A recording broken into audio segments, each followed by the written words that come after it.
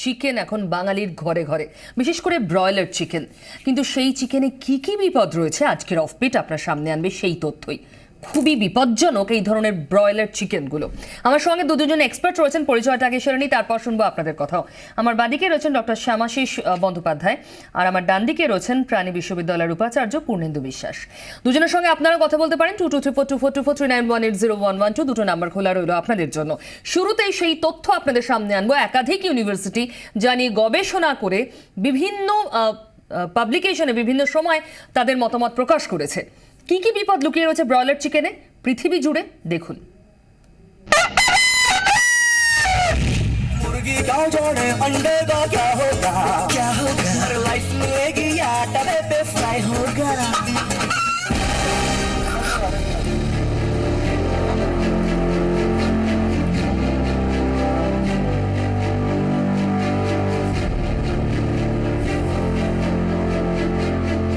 ঠিক সেই সময় যখন মাছের শরীরে বিষ দেখে আপনারা আতঙ্কিত, ভেড়ির মাছের খাবার দেখে আপনারা শিহরিত, ডাক্তাররা যখন বলছেন কার্বোহাইড্রেটের পরিমাণ কমিয়ে বেশি করে প্রোটিন খান, তখন তো মাংসই ভরসা। মাটনে আবার হাত ছোঁয়ালি ছ্যাঁকা, তাই চিকেনে একমাত্র অবলম্বন। কিন্তু সেগুলোও বালি। হ্যাচারিতে মুরগি চাষের ছবিটা ভালো করে দেখুন।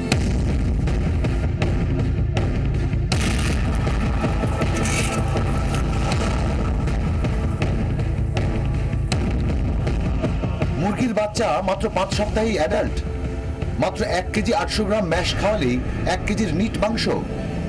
2 কেজি ওজনের মুরগি জবাইয়ের আগে ম্যাশ খাচ্ছে মাত্র 3 কেজি 600 গ্রাম। রহস্যটা কি? দেখুন, নিজের চোখে দেখুন।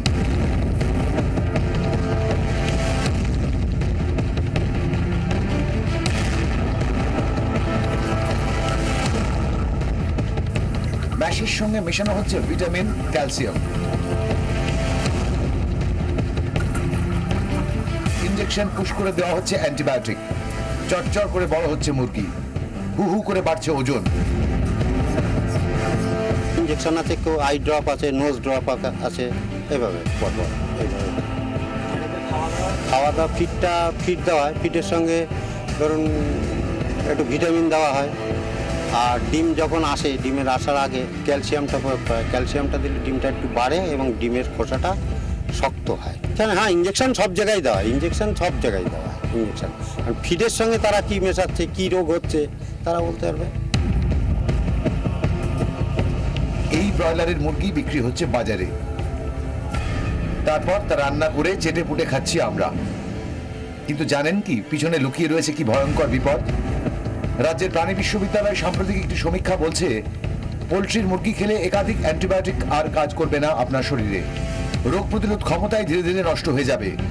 ছোটখাটো পেটের রোগ, গ্যাস, অম্বল, সর্দি, কাশি, ইনফেকশনের ক্ষেত্রেও অ্যান্টিবায়োটিক আর কাজ করবে না।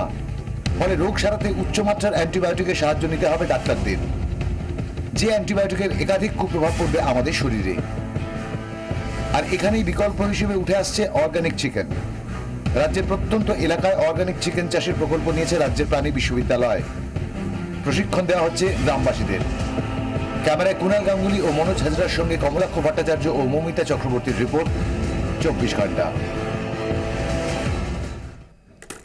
আর চিকেন দেখার পর আমারও প্রশ্নের পর খাবোটা কি?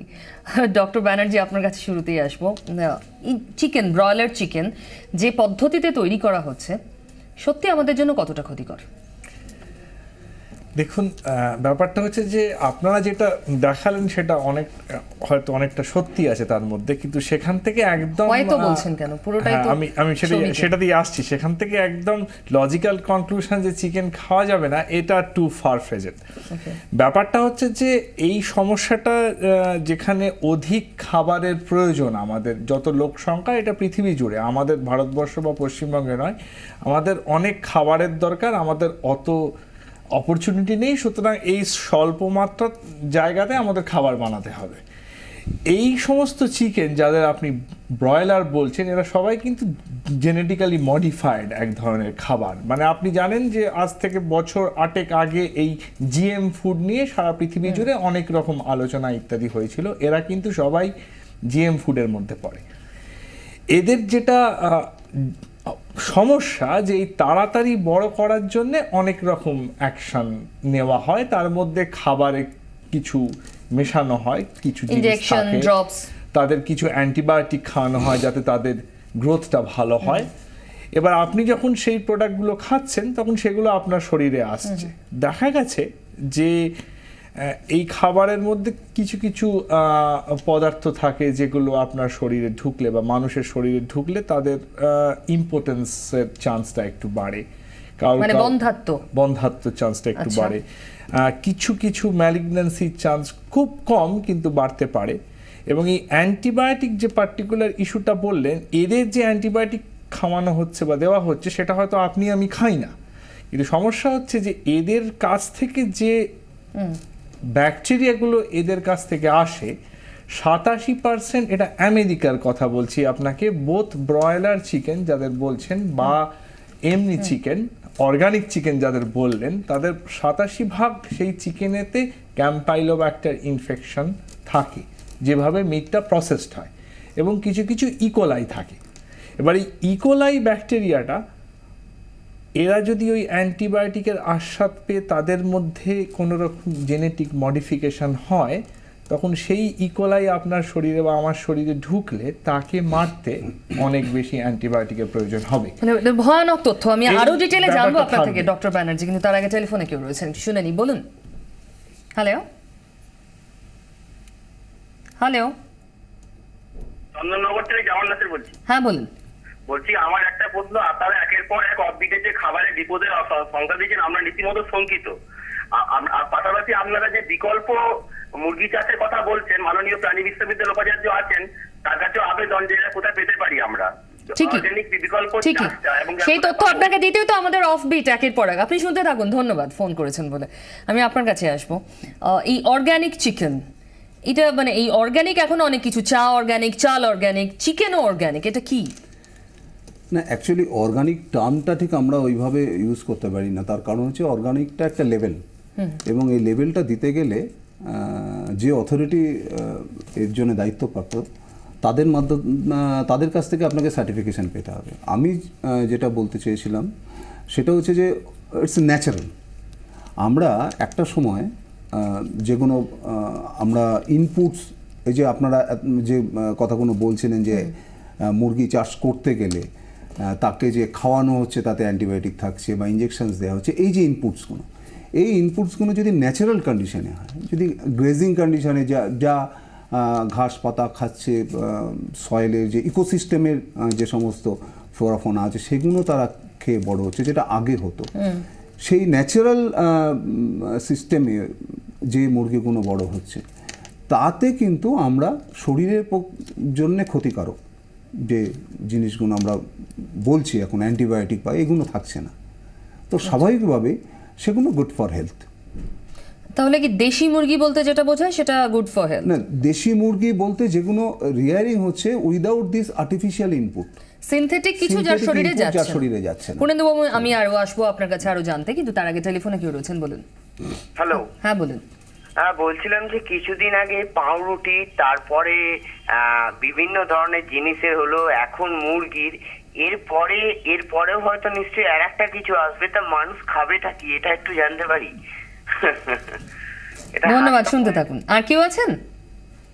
বেশ, মানুষ খাবেন কি প্রশ্ন আমি নিজেই অনুষ্ঠান শুরুতেই করেছি, আমি এই উত্তর নিয়ে তবে আজকে ছাড়বো, এই অনুষ্ঠান শেষ করব। হ্যাঁ পূর্ণেন্দু বাবু। হ্যাঁ, মানুষ তো যা খান তাই খাবেন। এখন আমি যদি হেলথ কনসিয়াস হই, তাহলে আমাকে দেখে নিতে হবে যে আমি কতটা পিওর ফুড, হার্মলেস ইনগ্রেডিয়েন্ট ছাড়া ফুড আমি খেতে পারি, সেটা আমাকে সিলেক্ট করে নিতে হবে। এখন অ্যাডাল্টারেশনটা এমন একটা, এটা আমি বলবো যে ওয়ার্ল্ড ওয়াইড হয়ে গেছে। আমাদের দেশে উনি যেটা বলছিলেন যে এত পপুলেশন, এবং সেখানে প্রোটিন তো must for growth purpose, for children's growth, protein is must in the food. তো সেই প্রোটিন পেতে গেলে chicken is a very chip source of very good quality protein. এবার সেই চিকেনে আজকে যে ছবিগুলো আমি দেখছিলাম যে ইঞ্জেকশন দেওয়া হচ্ছে, এই ইঞ্জেকশনটা কিন্তু বেসিক্যালি ভ্যাকসিন, অ্যান্টিবায়োটিক পোলট্রিতে ইঞ্জেকশন করে দেওয়া হয় না, এটা নাম্বার ওয়ান। 2 নম্বর হচ্ছে অ্যান্টিবায়োটিক যেটা দেওয়া হয় সেটা অ্যাজ এ গ্রোথ প্রমোটার, আগে খুব বেশি দেওয়া হতো, এখন কিন্তু সেটা অলমোস্ট 50% রিডিউসড হয়ে গেছে। এখন সেখানে আমরা প্রোবায়োটিক এবং প্রিবায়োটিক পোলট্রিতে ইউজ হচ্ছে ফিডে। ডক্টর ব্যানার্জি যেরকম বলছিলেন যে অ্যান্টিবায়োটিক ওদের শরীরের জন্য যা প্রয়োজন, মুরগিকে বড় করার জন্য গ্রোথ প্রমোটার হিসেবে যেটা প্রয়োজন, আমাদের শরীরে, মানুষের শরীরে তো তার প্রয়োজনীয়তা নাও থাকতে পারে। না না, দরকারই নেই। হ্যাঁ, দরকারই নেই। আমরা তো সেক্ষেত্রে সেটা যদি এই ঢোকে শরীরে, ক্ষতি করবে কি করবে না? অ্যান্টিমাইক্রোবিয়াল রেজিস্ট্যান্স AMR, এটা এখন একটা internationally all UN is concern. এটা আমরা আমাদের ইউনিভার্সিটিতেও FAOর সঙ্গে একটা জয়েন্ট কোলাবোরেশনে আমাদের একটা প্রজেক্ট নেওয়া হচ্ছে অ্যান্টিমাইক্রোবিয়াল রেজিস্ট্যান্সের ওপরে। কিন্তু যেটা বলা সেটা হচ্ছে যে অ্যান্টিবায়োটিক অ্যানিম্যালসে, পার্টিকুলারলি ফুড অ্যানিম্যালসে যেগুলো দেওয়া হচ্ছে সেগুলো for improving the gut health, যেটা উনি হ্যাঁ, মানে বলছিলেন এটা ওই নির্দিষ্ট প্রাণীর হেলথের দিকে নজর রেখে করা হচ্ছে। গাট হেলথ মানে যাতে যে খাবারটা খাওয়ানো হচ্ছে তাতে যে নিউট্রিয়েন্টস থাকছে সেটার অপটিমাম ইউটিলাইজেশন হয়। গাটে যদি কোনো ইনফেকশন থাকে তো ন্যাচারালি অপটিমাম ইউটিলাইজেশন হয় না। সেই গাট হেলথ রাখার জন্য একটা প্রোফাইল্যাকটিক ডোজে, তো সেটা আমাদের শরীরে ঢুকলে কি কি হতে পারে? ইতিমধ্যে আমরা শুনলাম বন্ধ্যাত্বের মতো রোগ এবং ম্যালিগন্যান্সি কোনো কোনো ক্ষেত্রে হতেও পারে।